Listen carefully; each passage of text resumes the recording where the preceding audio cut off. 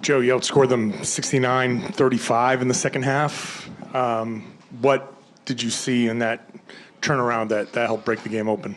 We didn't foul. We didn't give up transition. We didn't give up second chance. And so when you're playing teams and you're winning like that throughout the game, those three things are what Spurs runs, what changes momentum, and what gives teams opportunities. And so we didn't give up much in transition.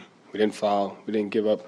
We only had 3 offensive rebounds. And so there was a stretch there at the beginning of the third where we were kind of getting some empty possessions and turning over. And I thought Al did a tremendous job of making plays in the paint, protecting us. And then he hit those 2 threes, and then we were able to just settle in. And so I thought what Al did at the beginning of that third quarter was big for us. You talked about before the game, it's more of like how you guys win versus by how much. Yeah. How did you feel about that process today? Yeah, I mean, I think that happens in games like this, right? Like you come out and you think just because of the situation, it's supposed to be a 15, 20-point game in the first quarter, and I actually liked the fact that it wasn't. And so we kept playing, and, we managed our own expectations as far as it doesn't matter what it's supposed to be like. We just played, we executed, and then we were able to, break the game open. And so I just like the way our guys played throughout the entire game. Joe's, 3 straight kind of commanding wins, I could say you say here. Is this stretch as sustained, for you guys getting as close to the potential you want to see out of this group as you've seen since, maybe the first half of the season when, in November, December, guys were reeling off wins like this a lot?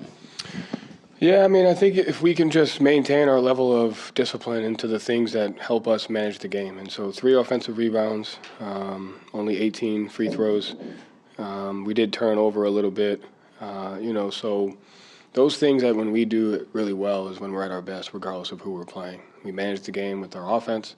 We keep teams off the glass, hold them to 1 shot, and we value the basketball, which we didn't do a great job of. But I just care about those things, because that's what puts us in position to win games. Joe, looks like Jaylen's playing about as well as he ever has. What stands out about him on a night like tonight, and really just his growth as a whole this season? Yeah, I don't think he needs to get more credit for the way he's playing. I just think he's always had the ability to score, but now he has the ability to break defenses down, to understand how the defense is guarding him, to anticipate where the help is coming from, and then to make the right play. And so, to me, his scoring is obviously huge for us, but his decision-making and his reads has gotten a lot better. And it's a credit to him because he works at it every single day.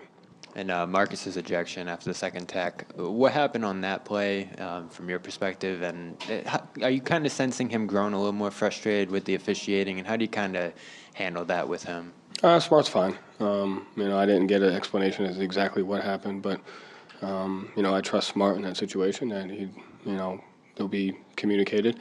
But no, Smart's fine. I thought he's done a good job. When in the first half, he pushed the pace of the game, and he's our guy that gets the ball where it needs to go, and he orchestrates the offense. And so it's just who he is. He's a competitive guy. He's fiery, and, at the end of the day, I trust that he won't put us in a difficult situation as a team, and he's one of our leaders, so I'm good. Hey, Coach. What would you say about those guys that doesn't usually get a lot of time coming into the game and making an instant impact to the game in the fourth quarter? Yeah, I mean, it's our depth, right? I don't think it's about the guys that don't get a lot of time, because those guys have helped us win games throughout the year because of our depth. And so, all of them, whether it's Mike's free throw rebounding, Luke's ability to protect the rim, blocking shots, JD's pick and roll defense, Blake taking a charge, Grant. I just love the way that our guys continue to play regardless. And, you take a charge up 30 or 40, whatever it is, that says a lot about you. It's my favorite play of the game. Final 2 questions, Jaylen, his shiftiness, his patience inside the arc, that's something that he probably didn't do as much a couple of years ago. It seems like he used to attack with speed and power, trying to beat everyone to the point. How do you feel like his vision has kind of opened up and allowed him to kind of play at more of his pace?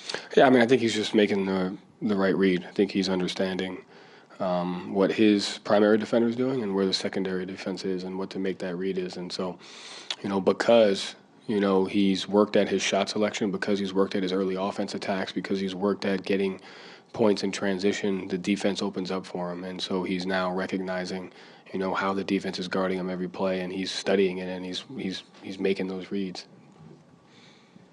Coach, so it's the 52nd win of the season, which means you officially passed yourselves from the previous season. Do you feel like that's an exclamation point of the progress you've made and as a team you have made throughout the season? It's not. So what would be the exclamation point? Winning. Right. Thank you. You're welcome. Thank you, Joe. Thank you.